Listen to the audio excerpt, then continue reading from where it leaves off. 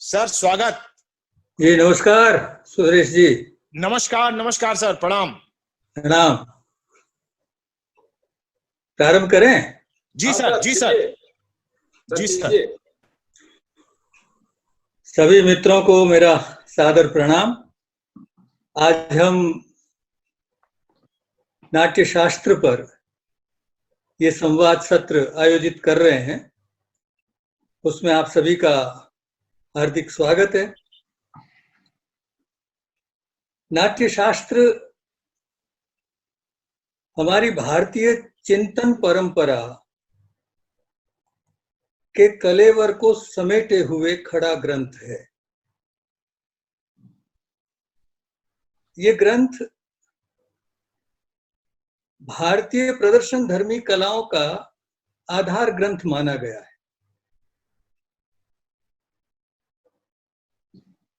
इस ग्रंथ में शास्त्र और लोक दोनों का समावेश है। अब यह प्रश्न ये खड़ा हो सकता है कि ये ग्रंथ स्वयं अपने आप को शास्त्र कह रहा है और ये प्रचलन में है कि शास्त्र और लोक जो है वो दो विपरीत नहीं तो समानांतर धाराएं हैं। तो सबसे पहले तो हमें ये समझना पड़ेगा कि शास्त्र का अर्थ क्या होता है और लोक का अर्थ क्या होता है। जब हम शास्त्र और लोक के अर्थ को समझ लेंगे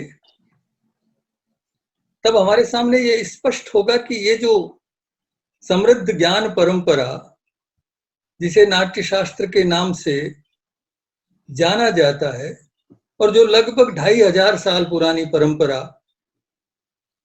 मानी गई है,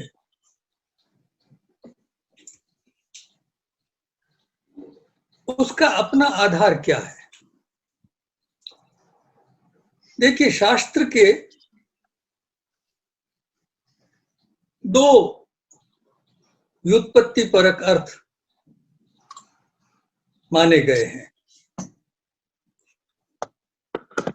एक है शासनात् शास्त्रम, जो शासन करे वो शास्त्र है। उसमें वेद, स्मृति, धर्मशास्त्र यानी जो हमें आज्ञा दे किसी भी काम को करने में, या तो प्रवृत्त हो या उससे निवृत्त हो, इसकी जो आज्ञा देता है वो शास्त्र होता है। अब क्योंकि नाट्य शास्त्र 4 वेदों से 4 अंगों को लेकर रचा गया ग्रंथ है, इसलिए इस अर्थ में हम उसे शास्त्र मान सकते हैं। हालांकि वो सीधी सीधी आज्ञा नहीं देता है, लेकिन शास्त्र का एक दूसरा अर्थ भी मिलता है। संशनात् शास्त्रम, जो संशन करे यानी जो कथन करे, अर्थात जो किसी चीज के तत्वों का विवेचन करे, उसको शास्त्र कहा गया है। काव्य शास्त्र, अलंकार शास्त्र, ये जो सारे शास्त्र हम देखते सुनते हैं वो उसी श्रेणी में रखे जाते हैं। तो उसी श्रेणी में हम नाट्य शास्त्र को भी शामिल कर सकते हैं, क्योंकि वो नाट्य के तत्वों का विवेचन कर रहा है। लेकिन प्रश्न ये है कि ये शास्त्र बार बार इस बात पे जोर देता है कि जो चीज यहां कहने से छूट गई है या जो बची रह गई है,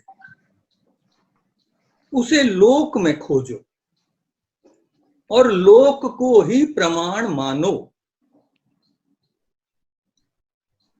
तब समझना पड़ेगा कि लोक क्या है।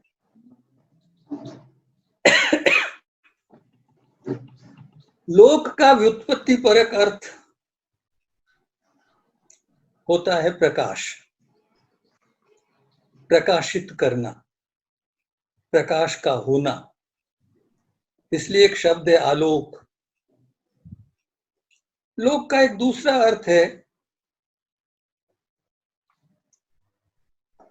जो 14 भुवनों को स्पष्ट करता है। जो हमारी भारतीय परंपरा में जब हम सृष्टि को समझने की प्रक्रिया में जाते हैं तो वहां 14 लोक कहे गए हैं। 7 लोक ऊपर के और 7 लोक पृथ्वी से नीचे के।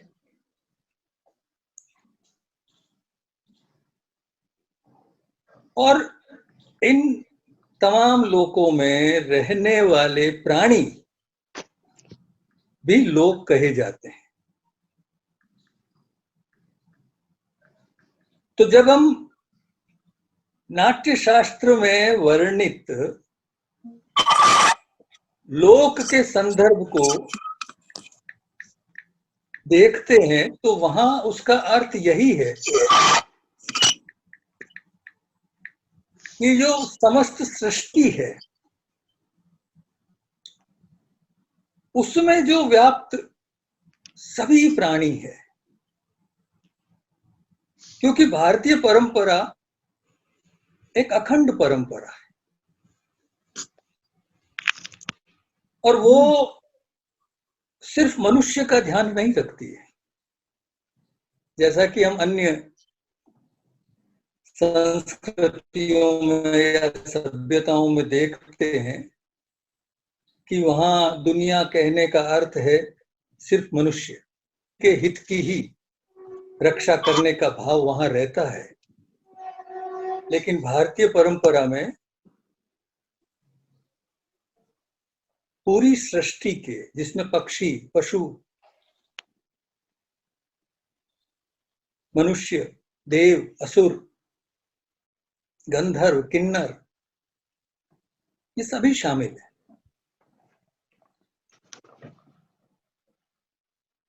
तो उन सारों का समावेश, क्योंकि ब्रह्मा ये कहते हैं, जब विरूपाक्ष ब्रह्मा से ये शिकायत करता है कि आप इस नाट्य के माध्यम से जो भरत ने पहला प्रयोग किया और जिसमें दैत्यों पर देवताओं की विजय दिखाई गई, तो दैत्य सारे नाराज हुए। तो उनका जो नायक विरूपाक्ष है वो ब्रह्मा से शिकायत करता है कि आप देवताओं का पक्ष ले रहे हैं, आप हमारा अपमान कर रहे हैं।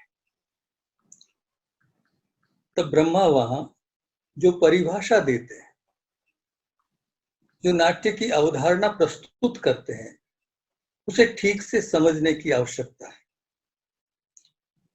वो कहते हैं कि ये न तो तुम्हारा न देवताओं का चरित्र चित्रण है, बल्कि ये त्रिलोक के भावों का अनुकीर्तन है। त्रिलोक, 3 लोक माने गए हैं, बड़े बड़े, पृथ्वी के नीचे, पृथ्वी और पृथ्वी के ऊपर। उन्हीं को हम और जब टुकड़े करते हैं तो वो 14 लोक में परिवर्तित हो जाते हैं। इसलिए नाट्य शास्त्र को जब हम समझने की प्रक्रिया में जाते हैं तो हमें इस भारतीय मानसिकता को, ये जो भारतीय चित्त है वो किससे बना है, उसको समझने की जरूरत होती है।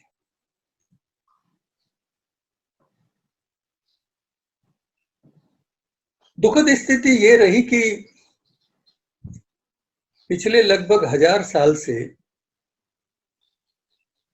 यानी आचार्य अभिनव गुप्त पाद के बाद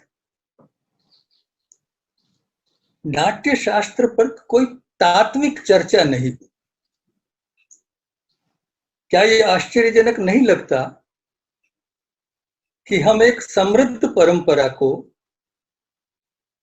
1000 साल से छोड़े बैठे हैं? यानी हमारे पास आज भी जो नाट्य शास्त्र की अंतिम टीका उपलब्ध है वो वही अभिनव गुप्तपाद की टीका है। 1000 साल में ये प्रयत्न नहीं किया गया कि हम इसको पुनर्मूल्यांकित करें। हम ये समझने की कोशिश करें, क्योंकि हम जब नाट्य शास्त्र पढ़ते हैं तो उसमें कई ऐसे शब्द हैं जो आज के समाज के लिए अपरिचित हैं। हो सकता है अभिनव गुप्त के समय तक उन शब्दों को समझाने की आवश्यकता नहीं रही हो और इसलिए उन्होंने उनके अर्थ भी नहीं दिए। लेकिन आज हमारे लिए मुश्किल हो रही है और हम अधिकांशतः उनको छोड़कर नाट्य शास्त्र पे बात करते हैं।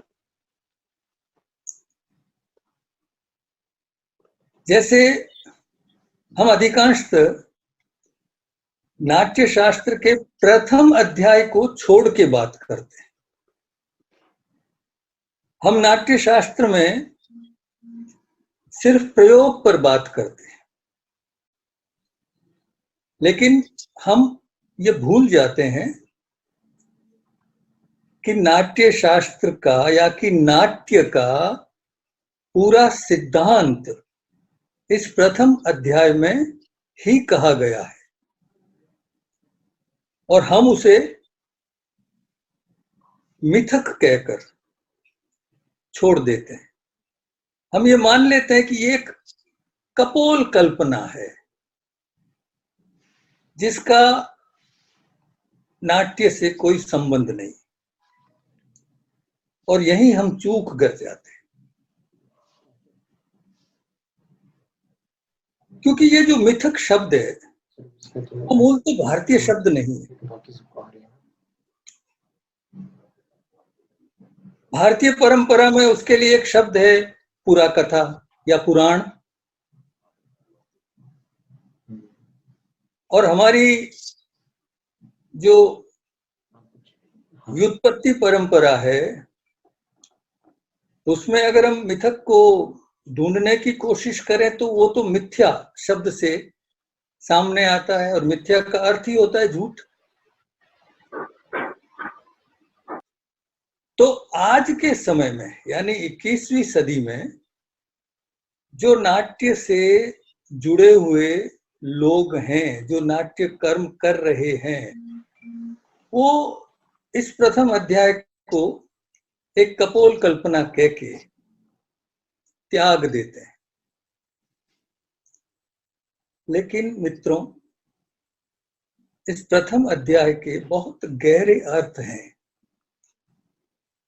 क्योंकि वो तत्कालीन परिस्थिति में भारतीय जीवन को, भारतीय समाज को व्याख्यायित कर रहा होता है।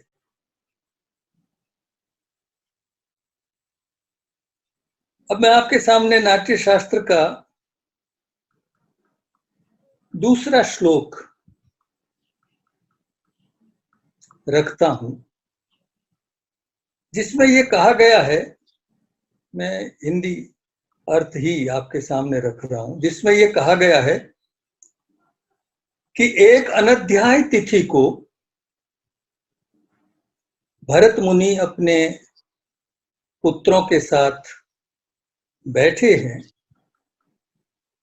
और तब आत्रेय आदि मुनि उनसे मिलने के लिए आते हैं।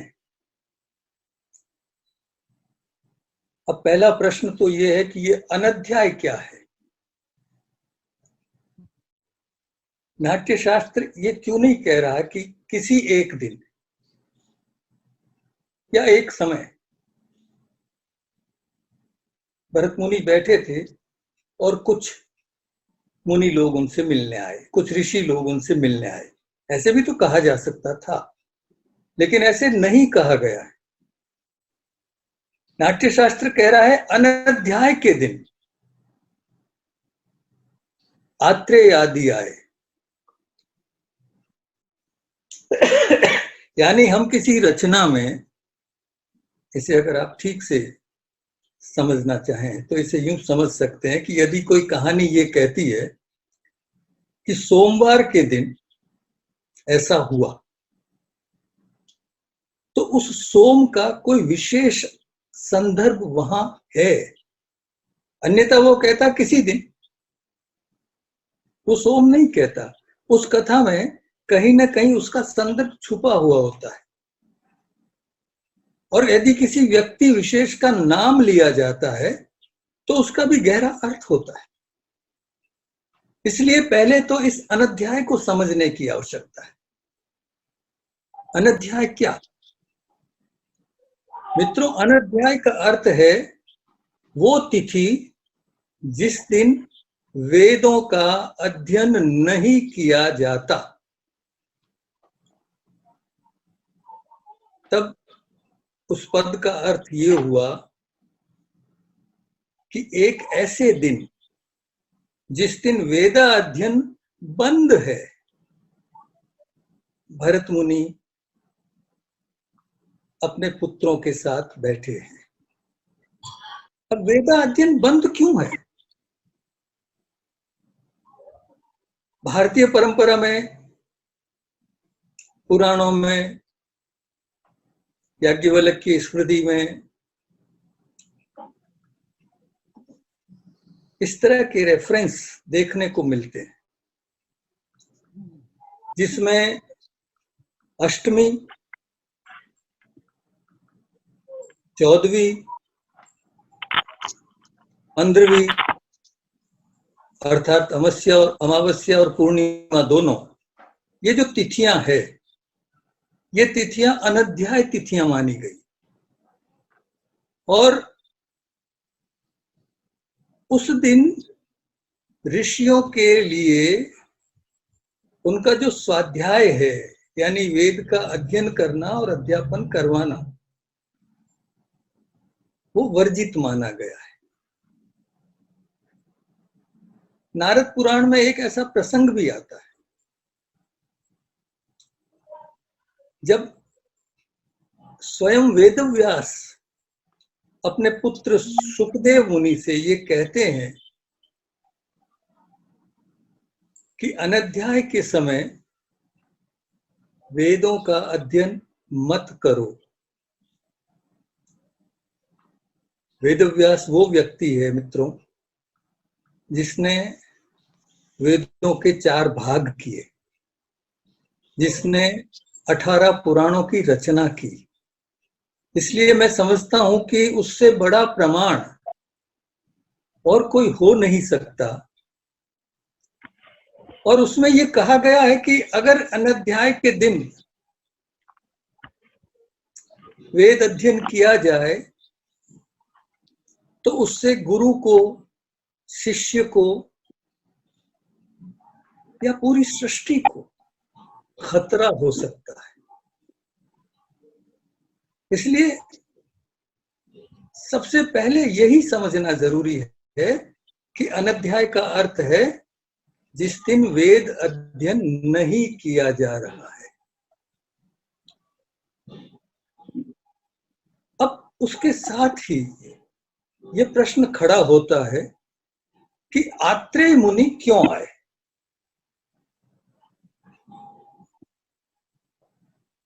मुनियों की, ऋषियों की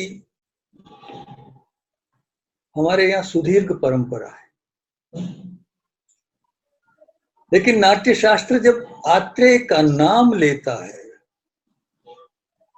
तो हमें ठहर के सोचना पड़ता है कि इस विशेष व्यक्तित्व का संदर्भ नाट्य शास्त्र क्यों दे रहा है? आत्रेय ही क्यों आए? मैं इस प्रश्न को ऐसे भी रख सकता हूं, गौतम क्यों नहीं आए? कपिल क्यों नहीं आए? या जैमिनी क्यों नहीं आए?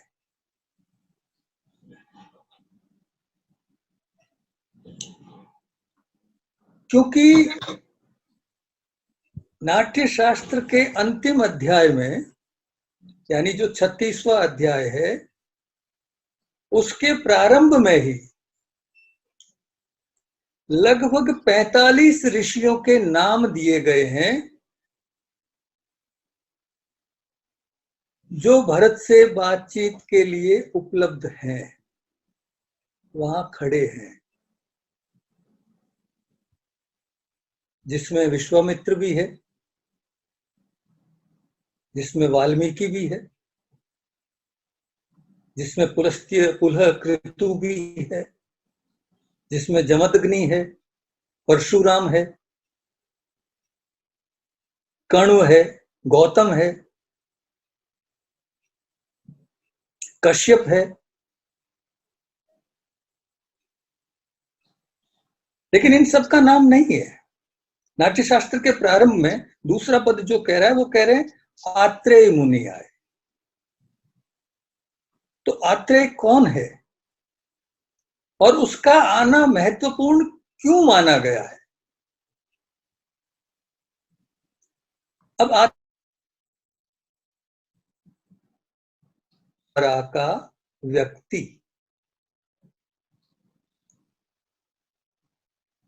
तब हमें ये समझना पड़ता है कि ये ऋषि अत्रि कौन है। अत्रि का पुत्र आत्रेय, और अत्रि का होना महत्वपूर्ण क्यों है?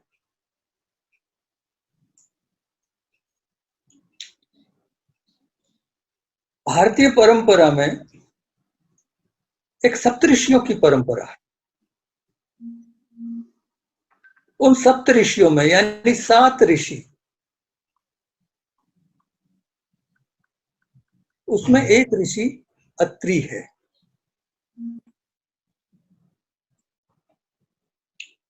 और हमारी भारतीय परंपरा में जो सृष्टि का प्रारंभ माना गया है, सृष्टि की व्युत्पत्ति मानी गई है, उसमें यह कहा गया है कि ब्रह्मा के 10 मानस पुत्र हैं।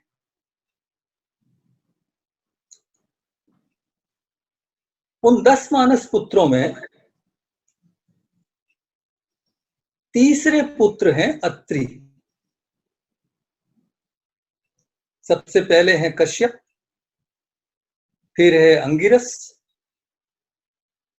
फिर है अत्रि, फिर पुलस्त्य है, पुलह है, कृतु है,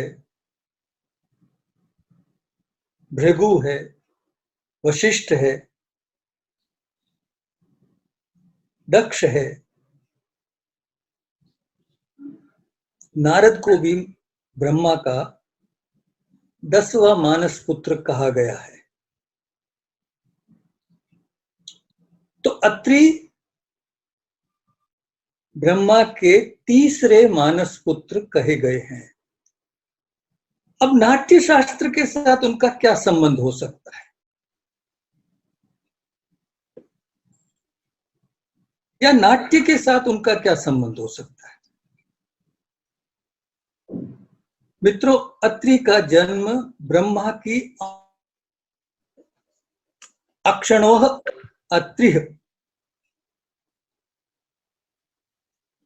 नाट्य, क्योंकि एक दृश्य श्रव्य काव्य है, इसलिए वहां देखने का भाव पहले है।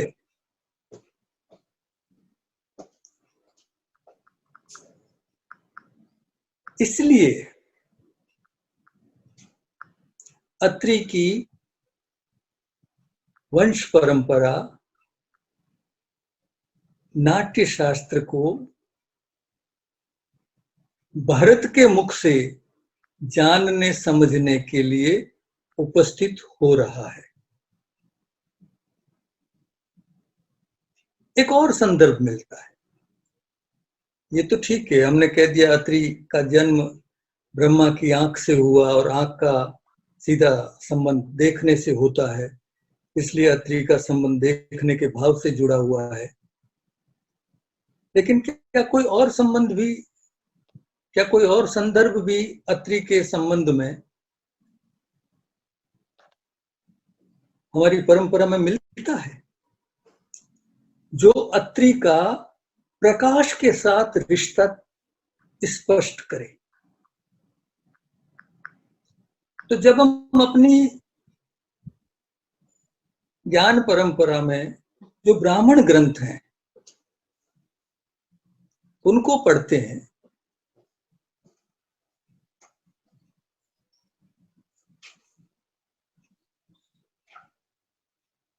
वो चाहे ऐत्रेय ब्राह्मण हो,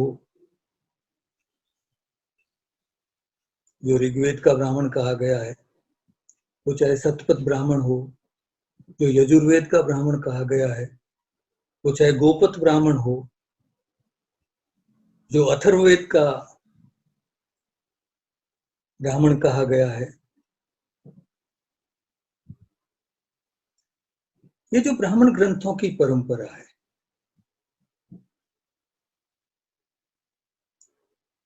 उसमें इस तरह का एक रेफरेंस मिलता है। बल्कि महाभारत में और ज्यादा स्पष्ट उसका रेफरेंस मिलता है कि एक बार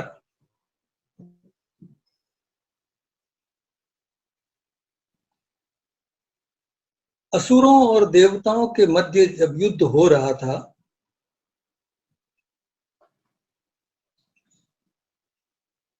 तो उस युद्ध में असुरों ने सूर्य को अंधकार में छुपा दिया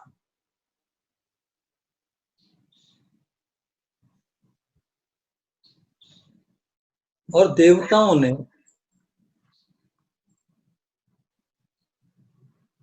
जब अपनी रक्षा की पुकार की तो ऋषि अत्रि ने सूर्य को पुनः अपने स्थान पर प्रतिष्ठित किया।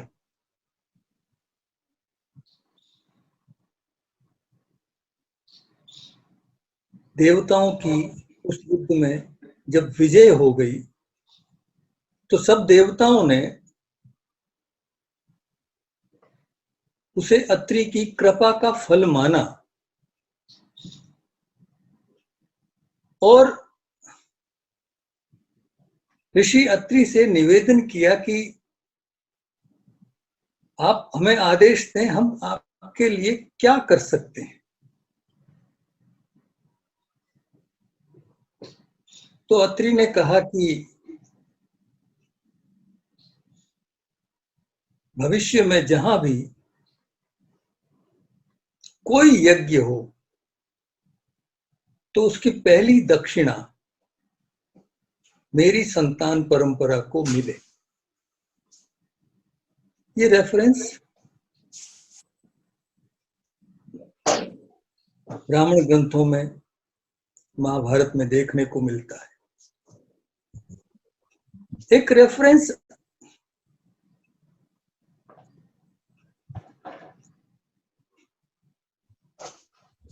अत्रि की संतान के संबंध में एक विशेष संदर्भ के साथ मिलता है वेदों में, जिसका जिक्र आचार्य श्री राम शर्मा ने अपनी वेद व्याख्या में किया है कि अत्रि की वंश परंपरा को किसी भी शास्त्र को जांचने में निर्णायक के रूप में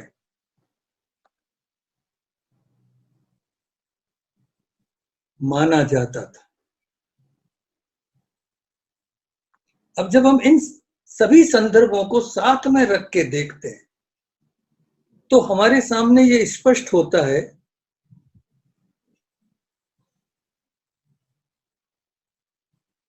कि नाट्य शास्त्र के दूसरे ही पद में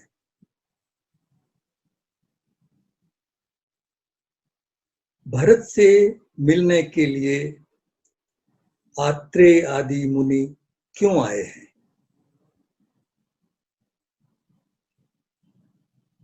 अब उन मुनियों ने आके भरत को प्रणाम किया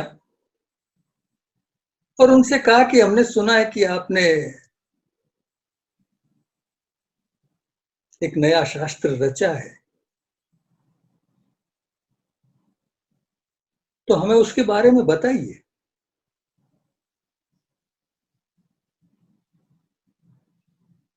क्यों रचा गया,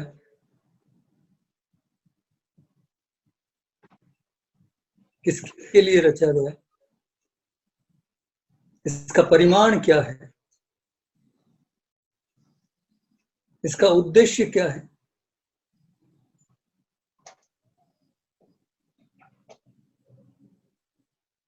इस तरह से वो 5 प्रश्न करते हैं भरत से और उन 5 प्रश्नों का उत्तर ही पूरा नाट्य शास्त्र है।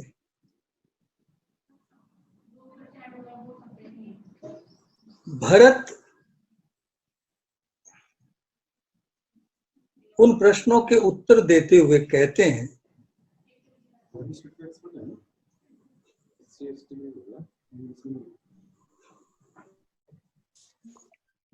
कि कृतयुग समाप्त हो चुका था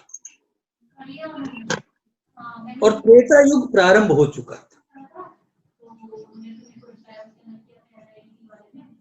और वैवस्वत मनु का समय चल रहा है।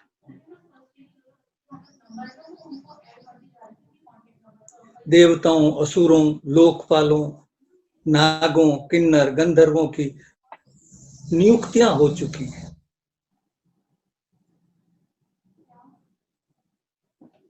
ऐसे समय में मनुष्य काम और लोभ के वशीभूत होकर ईर्ष्या और क्रोध के कारण ग्राम्य धर्म में प्रवृत्त होते हुए सुखी और दुखी हो रहा है। उसे देखकर देवताओं के राजा इंद्र और अन्य देवता पितामह ब्रह्मा के पास जाते हैं और उनसे ये निवेदन करते हैं कि आप इन मनुष्यों के लिए एक क्रीडनीयक अर्थात एक खेल, क्रीड़ा करने योग्य एक खेल की रचना कीजिए जो सार्ववर्णिक हो।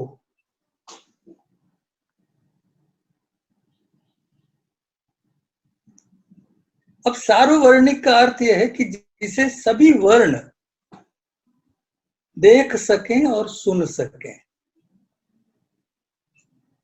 क्योंकि वेदों के लिए यह कहा गया है कि वो चौथे वर्ण के लिए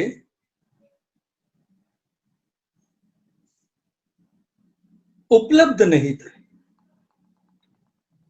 यानी ब्राह्मण, क्षत्रिय और वैश्य, ये 3 वर्ण तो वेद पढ़ सकते थे या सुन सकते थे, लेकिन जो चौथा वर्ण तत्कालीन व्यवस्था में माना गया था, जिसे शूद्र कहा गया, उसे वेद को सुनने की भी मनाही थी।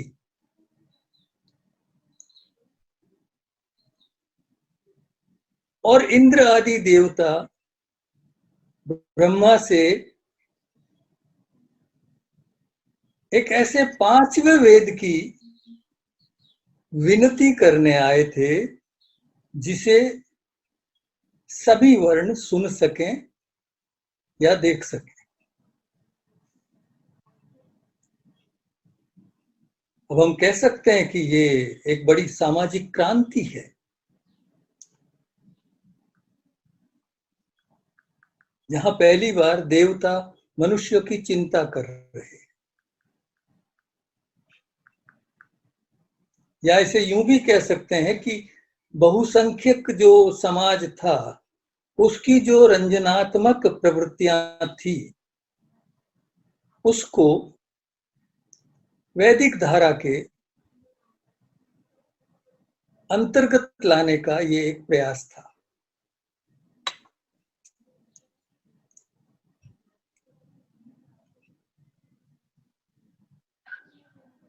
ब्रह्मा ने उनसे कहा एवमस्तु, अर्थात ऐसा ही होगा।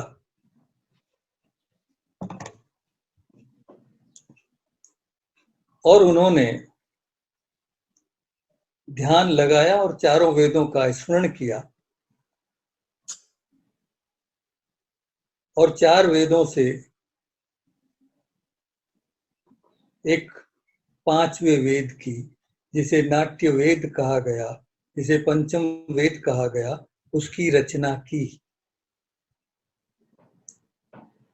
लेकिन ब्रह्मा वहां एक विशेष शब्द का प्रयोग करते हैं। वो कहते हैं मैं इतिहास सहित इस नाट्य नामक 5वें वेद की रचना करता हूं।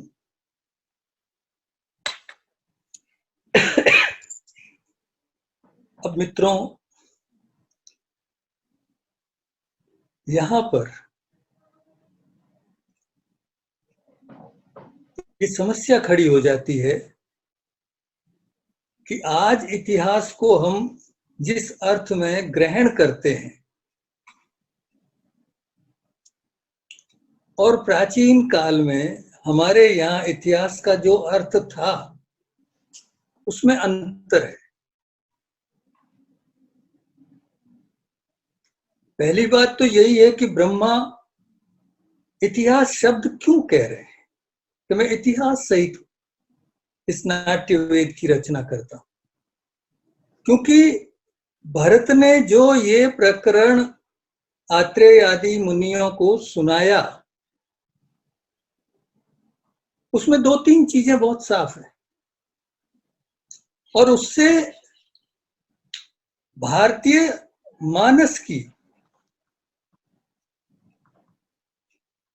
जो काल और देश की अवधारणा है वो स्पष्ट होती है। क्योंकि किसी भी समाज को जब हम समझने की प्रक्रिया में जाते हैं तो हमको ये देखना पड़ता है कि उस समाज की टाइम एंड स्पेस की का कंसेप्ट क्या है।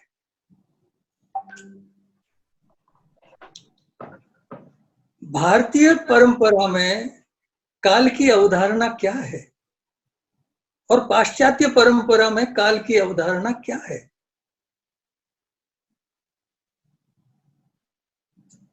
वहां ये कहा गया है कि कृतयुग समाप्त हो चुका है, त्रेता युग चल रहा है। अब अगर हम भारतीय काल की अवधारणा को देखें, क्योंकि भारतीय समाज और पाश्चात्य समाज, जिसमें चाहे ईसाई हो, चाहे यहूदी हो या अन्य धर्म के मानने वाले लोग हो, वहां काल को कैसे समझा गया है, जब तक हम ये नहीं समझ लेते तब तक हमारे समझ में ये नहीं आएगा कि भारतीय नाट्य परंपरा में ये कुछ चीजें क्यों है और कुछ चीजें क्यों नहीं है। जैसे अक्सर भारतीय नाट्य परंपरा पे आरोप लगता है कि इस नाट्य परंपरा में त्रासदी नहीं है। ये जो ट्रेजेडी का कंसेप्ट है, तो भारतीय जीवन परंपरा में क्या उस तरह का कोई भाव है? तो काल की अवधारणा जब हम देखते हैं और मनुष्य जीवन का होना जब हम समझते हैं, भारतीय संदर्भ में काल की अवधारणा मित्रों चक्राकार है। कृतयुग है, उसके बाद त्रेता है, उसके बाद द्वापर है, फिर कलयुग है, और कलयुग के बाद सब कुछ समाप्त नहीं होता, फिर कृतयुग आता है जिसे सतयुग कहा गया है। यानी एक निरंतर्य है, एक अनवरत सिलसिला है, और जहां जीवन, मनुष्य जीवन पुण्यों का फल है। हमारे यहां शास्त्र में भी और लोक में भी ये बार बार कहा गया है कि मनुष्य जब अच्छे कर्म करता है, सदकर्म करता है, तो ईश्वर उस पर प्रसन्न होकर 84 लाख योनियों में से निकालकर मनुष्य जीवन देता है। यानी भारतीय परंपरा में मनुष्य जीवन मिलना परम पुण्य का काम है।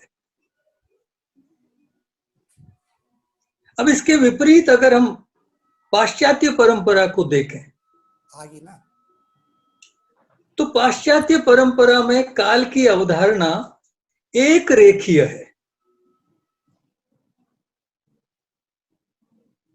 तीर के समान है, एरो। यानी समय जो निकल गया वो वापस नहीं आता।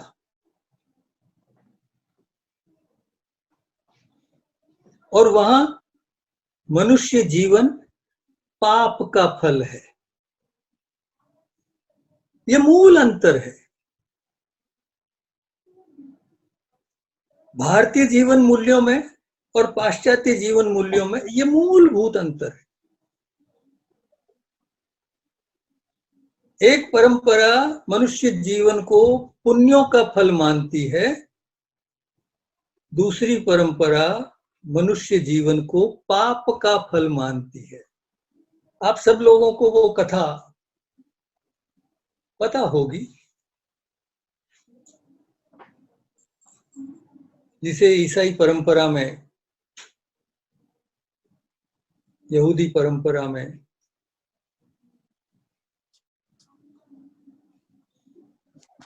बाइबल वगैरह में बताया गया है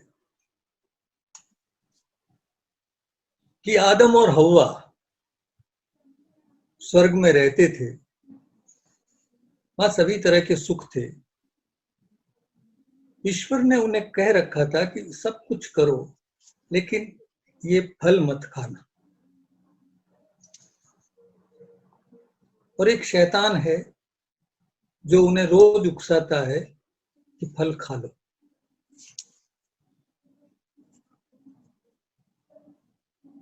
एक दिन वो लोग फल खा लेते हैं, ईश्वर को पता लगता है और वो उन्हें स्वर्ग से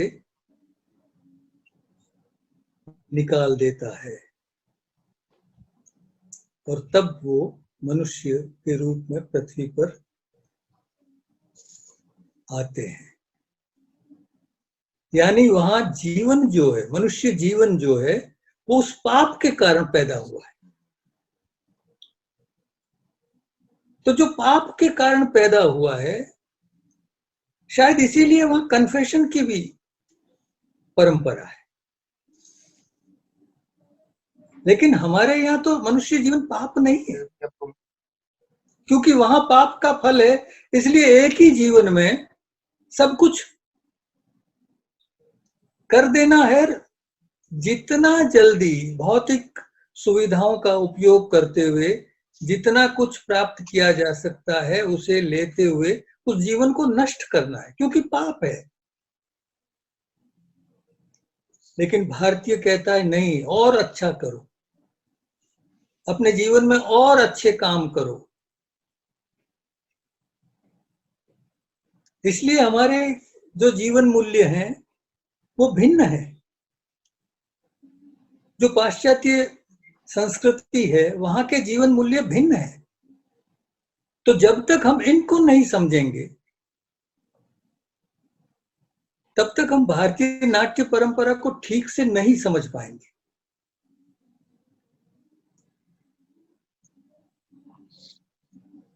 अब एक और बात है, जो नाट्य शास्त्र के मुनियों के पूछे हुए प्रश्नों के बाद जो भरत इस इतिहास की चर्चा कर रहा है, जिसके लिए ब्रह्मा ये कहते हैं कि मैं इतिहास सहित नाट्य की रचना करता हूं, वो इतिहास है। इतिहास का अर्थ था नहीं है। आज हमने उसी पाश्चात्य शिक्षा के कारण ये मान लिया कि इतिहास का अर्थ है जो कभी था। हमारी परंपरा में इतिहास का अर्थ है इतिहास, जो है, जो निश्चित रूप से है, एक निरंतर्य है। वो था के अर्थ में नहीं है। रामायण और महाभारत को मित्रों इतिहास कहा गया है, और ये बात आप सब जानते हैं कि वहां था नहीं है, इतिहास बीत गया नहीं है, क्योंकि वेदव्यास और वाल्मीकि स्वयं उस काल में उपस्थित हैं और रचना कर रहे हैं।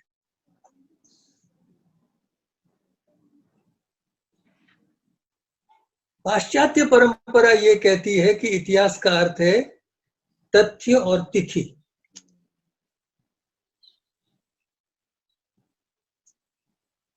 लेकिन भारतीय परंपरा एक सनातन भाव को साधे हुए खड़ी है।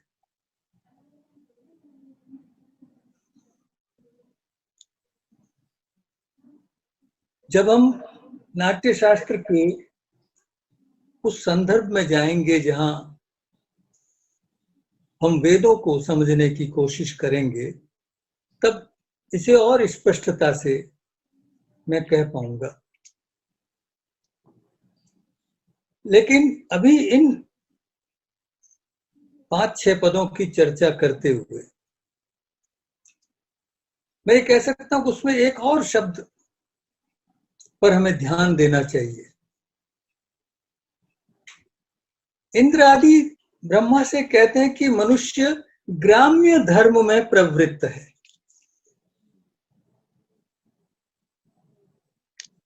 सोचने वाली बात यह है कि ये ग्राम्य धर्म क्या होता है, और यदि धर्म में प्रवृत्त है तो गलत क्या है।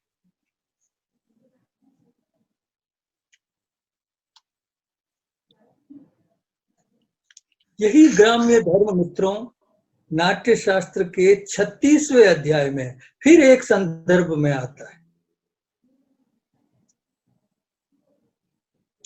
जहां पर अभिनेताओं को ऋषियों का शाप मिलता है। वहां भी ये कहा गया है कि वो अभिनेता मदोन्नमत होकर, अपने ज्ञान के मद में उन्नमत होकर ग्राम्य धर्म में प्रवृत्त हो गए और ऋषियों की खिल्ली उड़ाने लगे। तब ये समझना जरूरी है कि ये ग्राम्य धर्म क्या है। यानी धर्म तो है, लेकिन जो अनुकरणीय नहीं है। जब हम विष्णु पुराण को देखते हैं मित्रों, तो उसमें धर्म के 30 रूप बताए गए। उसमें एक रूप ग्राम्य धर्म है, लेकिन उसे अनुकरणीय क्यों नहीं कहा गया, ये समझना है। असल में ग्राम्य धर्म जो है, यानी वो धर्म जो ऐन्द्रिक सुखों को प्रधानता देता है। ऐन्द्रिक सुख, इंद्रियों द्वारा प्राप्त सुख। और हमारी परंपरा में ऐन्द्रिक सुख को जीवन में कभी भी प्रमुखता नहीं दी गई। जीवन ऐन्द्रिक सुखों के लिए है ही नहीं, वहां तो आत्मा के सुख की बात की गई।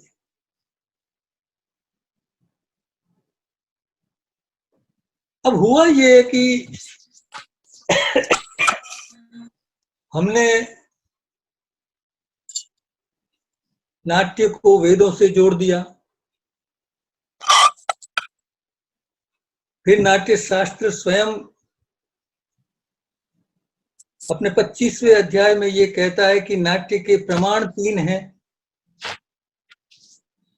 लोक, वेद और अध्यात्म। तो फिर वहां अध्यात्म एक दूसरा और शब्द आता है वेद के साथ। तो आज के संदर्भ में ये गलतफहमी हो जाती है कि एक प्रदर्शन धर्मी का है जो नित्य अपना स्वरूप बदलती है।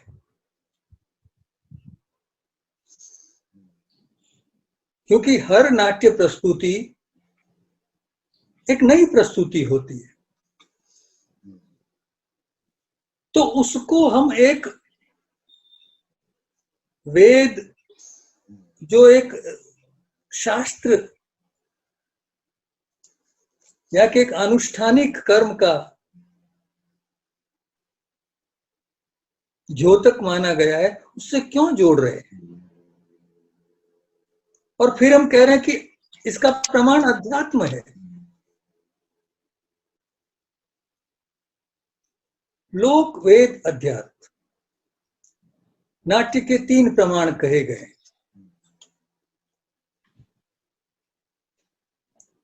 इन सब चीजों को हमें विस्तार से समझने की जरूरत है।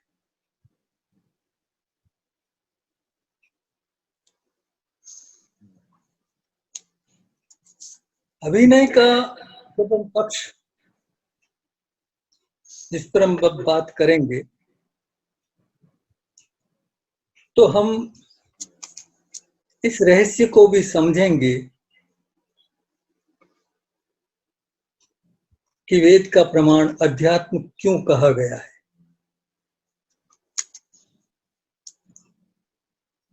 अभी मैं आपको आगे लेके चलता हूं, जहां ब्रह्मा कहते हैं कि मैंने 4 वेदों से 4 चीजें ली और ये पंचम वेद रचा। ऋग्वेद से पाठ्य लिया, सामवेद से गान लिया, यजुर्वेद से अभिनय लिया और अथर्ववेद से रस लिया, और ये 5वां वेद नाट्य वेद बनाया। अब प्रश्न यहां ये खड़ा हो सकता है कि ऋग्वेद से रस क्यों नहीं लिया, या अथर्ववेद से अभिनय क्यों नहीं लिया? क्योंकि सामवेद तो गान का वेद है, ये हमारी परंपरा कहती है। लेकिन अन्य तीन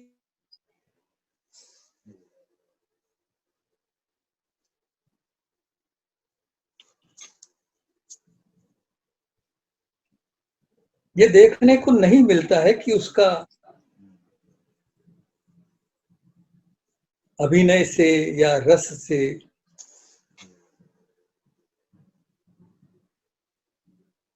या पाठ्य से कोई संबंध है।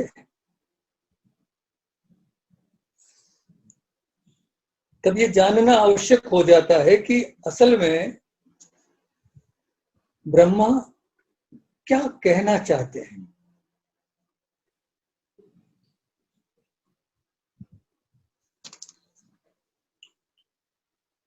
अभिनव गुप्त ने भी अपनी टीका में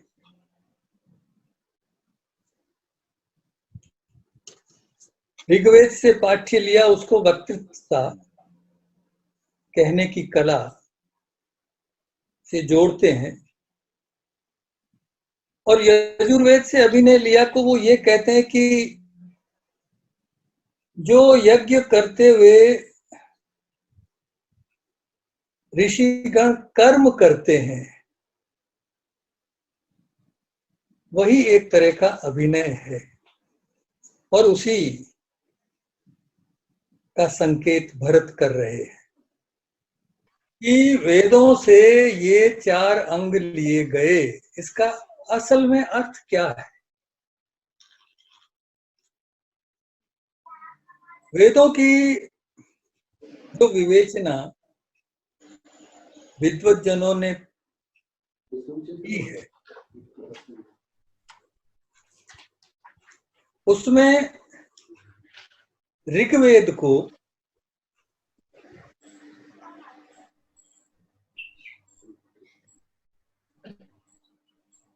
एक मंडल माना गया है और सामवेद उसकी अंतिम सीमा कही गई है। और ऋग्वेद और सामवेद के बीच का स्थान वो यजुर्वेद का कहा गया है, जो सार रूप में कर्मरत है।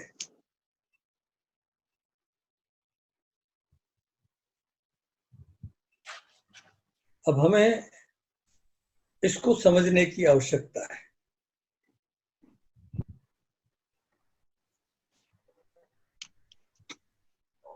नाट्य जो है उसका जो मंडल बनता है, उसका जो ढांचा बनता है,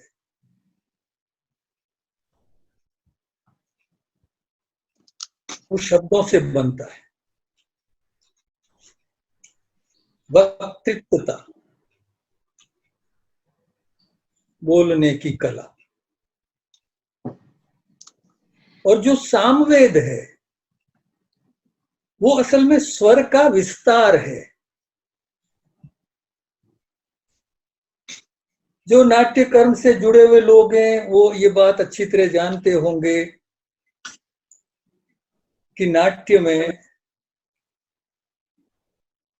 शब्द से ज्यादा महत्वपूर्ण स्वर को माना गया है। और अगर हम नाट्य शास्त्र के 6ठे अध्याय को देखें तो वहां जो नाट्य के 11 अंग कहे गए हैं उसमें स्वर और आत्योद, आत्योद यानी वाद्य वृंद,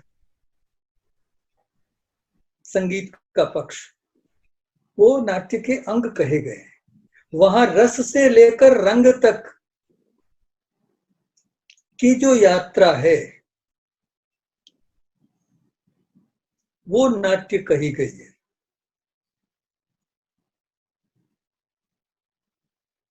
अब ये जो रंग शब्द है इसे भी समझना चाहिए। रंग का अर्थ क्या है? रंजयति इति रंगः, जो रंजन करे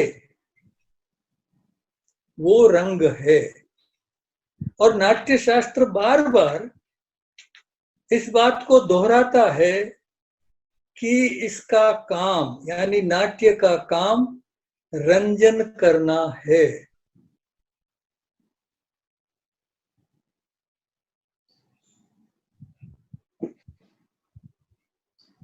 आज क्या हुआ है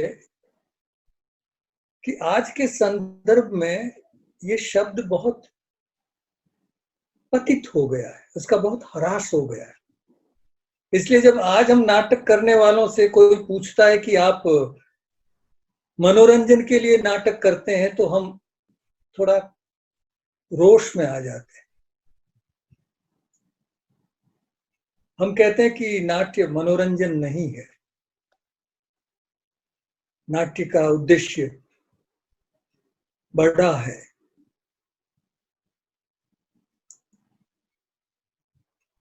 समाज में एक प्रतिरोध उत्पन्न करना है। लेकिन मित्रों, समझने की जरूरत यह है कि क्या रंजन इतना आसान काम है? मन को रंजित करना, मनोरंजन, क्या मन को रंजित करना इतना आसान है?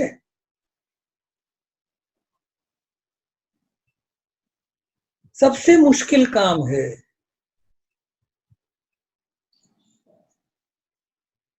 रंजन करना। और जब तक रंजन नहीं होगा, क्योंकि रस और रंग का यह संबंध अनन्योआश्रित है। रस वही है जहां रंजन है।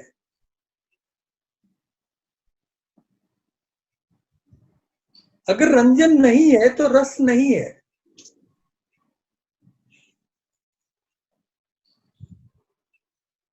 मैं फिर से वेद की परंपरा पे आता हूं।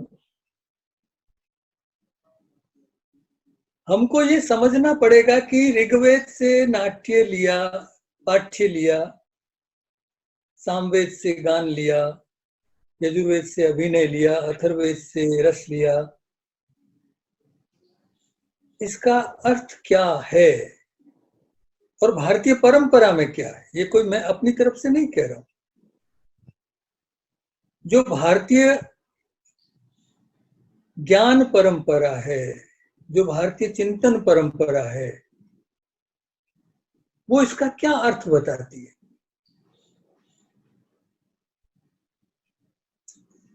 ऋग्वेद का अधिष्ठाता देवता कौन है? उसका स्थान कौन सा है?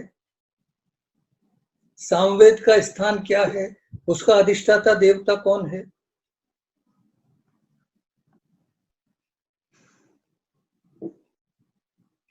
यजुर्वेद का स्थान कौन सा है? उसका अधिष्ठाता देवता कौन है? और अथर्ववेद का स्थान कहाँ है और उसका अधिष्ठाता देवता कौन है? इसको जैसे ही हम जानेंगे, तब हमारे सामने ये स्पष्ट हो जाएगा कि ब्रह्मा जो ये कह रहे हैं उसका अर्थ क्या है। ऋग्वेद का स्थान है पृथ्वी,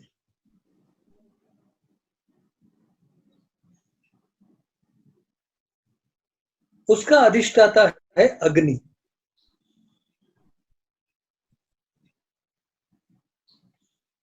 आपने अगर ऋग्वेद का कभी पाठ किया हो तो उसका पहला पद, पहली ऋचा, अग्नि मिले पुरोहितम, अग्नि से ही आह्वान किया जा रहा है। अग्नि का आह्वान किया जा रहा है।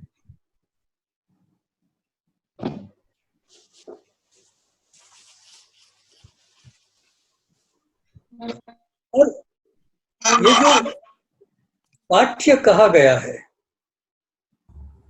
ये भारतीय परंपरा में इसे वाक माना गया है।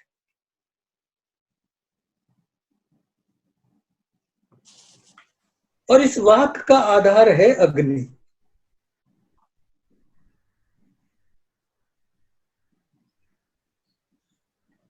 सामवेद का स्थान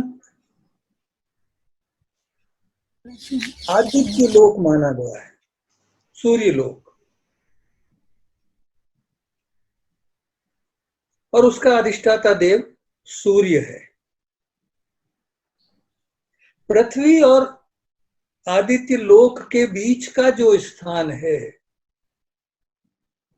उसे अंतरिक्ष कहा गया है।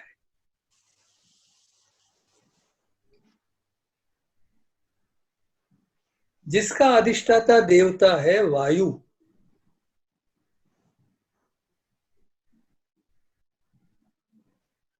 और वो यजुर्वेद का स्थान है।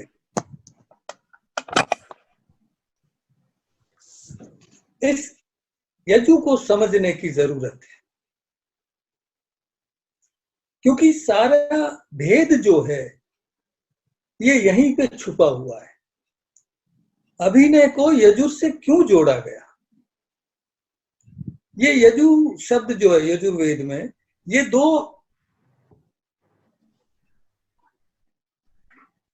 अक्षरों से मिलके बना है, यत प्लस जू।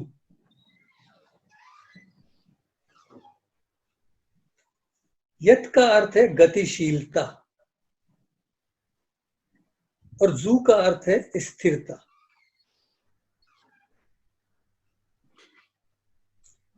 अभिनय जो है वो गतिशीलता और स्थिरता का संयम है।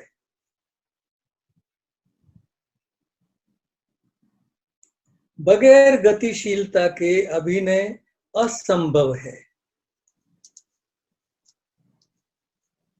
ब्रह्मा जब कहते हैं कि अभिनय को हमने यजुर्वेद से लिया, तो उसके पीछे उनकी दृष्टि यही है, क्योंकि उसका अधिष्ठाता देव वायु है और वायु की प्रकृति है गतिशीलता।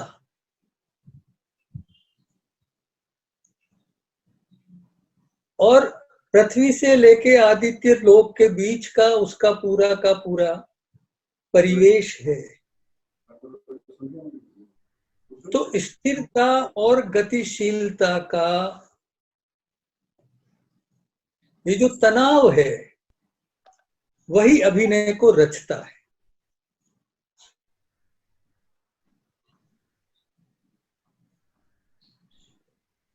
और अथर्ववेद जो है उसका अधिष्ठाता चंद्रमा को माना गया है और उसका लोक पृथ्वी से नीचे है, क्योंकि चंद्रमा को समस्त औषधियों का, गंधर्वों का, नक्षत्रों का, रस का स्वामी कहा गया है। इसलिए अथर्ववेद को रस से जोड़ा गया है। अन्यथा आप अथर्ववेद पढ़ेंगे तो अथर्ववेद तो भेषज मंत्र हैं या शांति मंत्र हैं। तो स्थूल रूप से हम ये देखेंगे कि इन भेषज मंत्रों का या शांति मंत्रों का रस से क्या लेना देना है। लेकिन उसका जो अधिष्ठाता देव है, चंद्रमा मन का स्वामी है। चंद्रमा मन सो जात हमारी परंपरा में कहा गया है। और सारा खेल जो है रस का वो मन से सीधा जुड़ा हुआ है। एक और बात अथर्व के संदर्भ में जानने की है, अथर्व शब्द का अर्थ क्या है?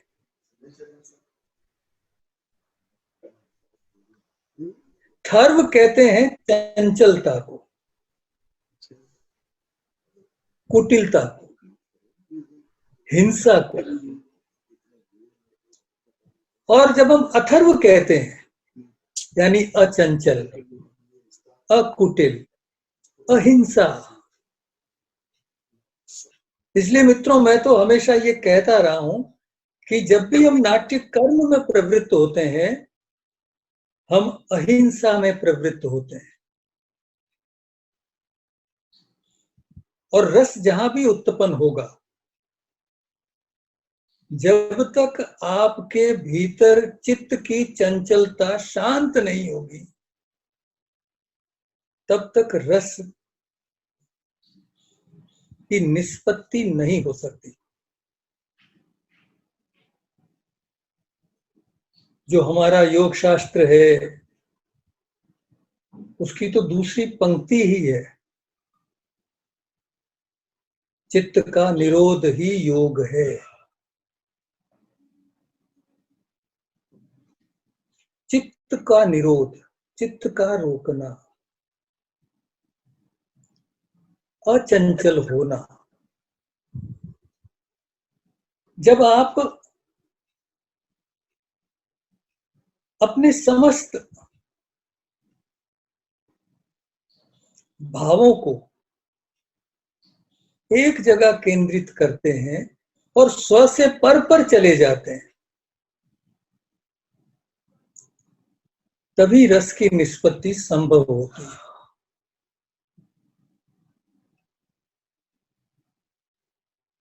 इसलिए ये मैंने बहुत सूत्र रूप में, इन चीजों पे विस्तार से बात की जा सकती है, और फिर कभी समय मिलेगा तो जरूर इस पे हम चर्चा करेंगे। लेकिन मैं समझता हूं कि आज के लिए हम यही विराम लेते हैं, और हमने इन 2-3 पक्षों को आज समझने की कोशिश की है, और उसके माध्यम से भारतीय परंपरा में जो नाट्य की अवधारणा है, उसके कुछ अर्थ हमारे सामने स्पष्ट हुए होंगे, ऐसा मेरा विश्वास है। आप सभी ने मुझे ध्यान से सुना, इसके लिए मैं आप सबका अत्यंत आभारी हूं। राष्ट्रीय नाट्य विद्यालय ने, उनके निदेशक आदरणीय सुरेश जी शर्मा और उनके रजिस्ट्रार आदरणीय प्रदीप जी मोहंती, उन्होंने जो ये प्रयास शुरू किया है, मैं समझता हूं ये आगे भी लगातार चलता रहेगा और नाट्य कर्म में प्रवृत्त लोगों को इसका आनंद मिलता रहेगा। धन्यवाद। धन्यवाद सर, आपका बहुत बहुत धन्यवाद सर। राष्ट्रीय नाट्य विद्यालय के हमारा स्टाफ, मैं खुद, हमारे रंगमंडल के कलाकार, टीआई के कलाकार, हमारी फैकल्टी, सभी की तरफ से बहुत बहुत आपका आभार और धन्यवाद। और मुझे उम्मीद ही नहीं बल्कि पूर्ण आशा है, पूरे विश्वास के साथ मैं ये बात कहता हूं कि बहुत सारे लोगों को, इंक्लूडिंग मी, मेरे समेत बहुत सारे लोगों को आज बहुत सारी नई चीजें नाट्य शास्त्र के संदर्भ में जानने को मिली है। जैसा कि आपने प्रथम अध्याय के बारे में बात की, ये बात एकदम सही है कि पहले अध्याय को मूलतः हम लोग जो है थोड़ा सा उसको छोड़ जाते हैं, उधर उतना ध्यान नहीं देते। हम लोग ज्यादातर अपना अभिनय को लेकर के या थिएटर आर्किटेक्चर को, जो अलग अलग प्रेक्षागृहों की बात की गई है, रसों की बात की गई है, और आपने एक बहुत अच्छा अभिनव गुप्त का जो आपने बात किया, और ये बहुत सही बात आपने कही कि उसके बाद किसी भी तरह से नाट्य शास्त्र को नई दृष्टि के साथ देखने की कोशिश नहीं की गई। अंकुर जी ने जरूर, देवेंद्र राज अंकुर जी ने जरूर उसका, या फिर विश्वनाथ प्रताप त्रिपाठी जी ने, या फिर हम भारत रत्न भार्गव साहब की बात करें, या हम कमलेश दत्त त्रिपाठी साहब की बात करें, या डॉक्टर चंपक लाल जी की बात करें, या रीता जी की बात करें, कुछ लोगों ने जरूर नाट्य शास्त्र को प्रायोगिक दृष्टि से देखने की कोशिश जरूर की है, लेकिन उसका जो अध्ययन या सैद्धांतिक जो पक्ष है, उस तरफ उतना ज्यादा विवेचात्मक या समीक्षात्मक उसका वर्णन उस तरह से नहीं किया गया है। जिस तरह से आज आपने बहुत सारी चीजों को सबके सामने रखा है, और मुझे लगता है कि ये बहुत ही मूल्यवान, ये आज का जो आपका वक्तव्य था बहुत ही मूल्यवान और ज्ञानवर्धक वक्तव्य रहा। इसके लिए राष्ट्रीय नाट्य विद्यालय की तरफ से, सभी सदस्यों की तरफ से, और आप खुद हमारे मुखिया हैं इस विद्यालय के, तो आपका आभार एक तरह से व्यक्त करता हूं और बहुत बहुत धन्यवाद।